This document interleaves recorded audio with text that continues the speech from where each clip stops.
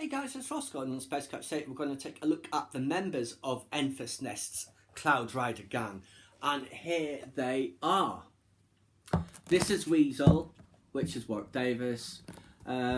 This one and this one, are sisters. One of the other guys is attracted to one of the sisters, so that's not going to work out well long term. So yes, let's just see what it says. Oh yeah, and this Tubes.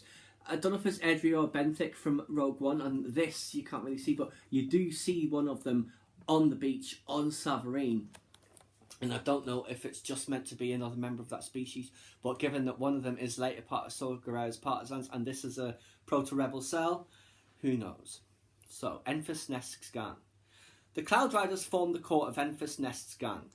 So, if they're the core, what's the rest of it, I wonder? Maybe we'll see that in another part of the canon.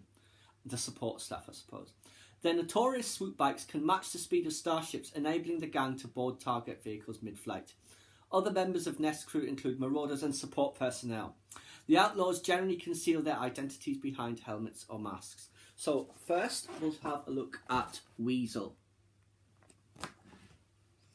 Weasel left behind a life as a petty thief to become Enfys Nest's closest lieutenant and most trusted spy, most vigilant spy. He previously worked with the Hot Gang out of Mos Espa on Tatooine, and we do see him in The Phantom Menace. Now he travels wherever his leader has business, including tracking Beckett's crew to Savareen.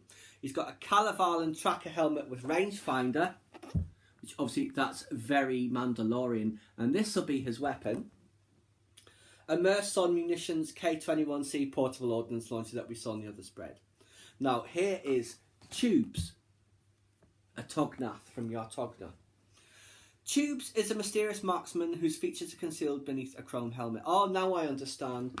Because it just took out a blank spot because of the lighting. It's just a chrome helmet, a face covering.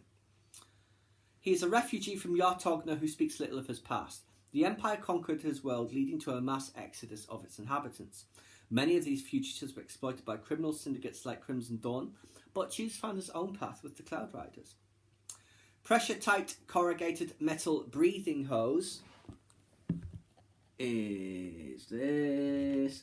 There's macronoculars, whatever they call binoculars in Star Wars. It's that. Taishin Maxo, and she's got a repurposed droid faceplate as her helmet. This is one of the sisters. The infamous droid Gotra, and we've heard them in several parts of the canon, including Dr. Afra, caused a violent gang dispute on the planet Ishan, which led to many innocent lives being lost. In the chaos, Taishin Maxo learned harsh survival lessons that she has since imparted to her younger sister, Moda. The pair are now both Cloud Riders riding alongside Enfys Nest. And here is the sister, and she's got a Thersian battle helmet. And she's in a specific fighting stance. It's an Edai fighting stance, I think it says. Echani fighting stance. So she's like doing the crane from Cobra Kai. Though her older sister Taishin is a more skilled martial artist, Mota is the better pilot of the two. She rides a Volpterine Sky Snipe 61-6D during shipjacking raids and demonstrates impeccable timing and coordination.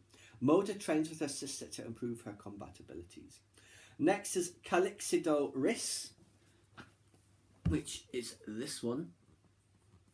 So what she has, she's got that Tabana Jack D817 blaster rifle as well, and a sensor band receiver dish, which does kind of look like a religious symbol almost, doesn't it? So, Calyxido Riss flies a Javelin 112 swoop bike. His competitive streak causes him to challenge the Maxo sisters to races during raids. Reese's antics betray his attraction to Moda, or at least that is what her older sister Taishin suspects with unease. Next is Batcha Hunaris, and he has a case-hardened cannon barrel bludgeon, which is this. I like his helmet as well, again with these long parts. Hunaris is a brute who prefers cobs and fists to knives and blasters. He once worked as a security guard at a refueling depot on Orinda. He tagged along with a gang after Nest raided the depot. Next is Orem Isello, and his cowl hides Melbu respirator horns. So I assume a lot of this is his head, or like say on Ahsoka, where she's got the mandrels that go up like this. It'll be something like that. So, A former bounty hunter, Isello was frustrated by the number of political targets that he's being assigned by the Empire. His strong sense of justice prompted him to seek out and punish violent criminals instead. Rather than continue to deal with corrupt bureaucracy, Orem became a vigilante and found a place in Nest's crew.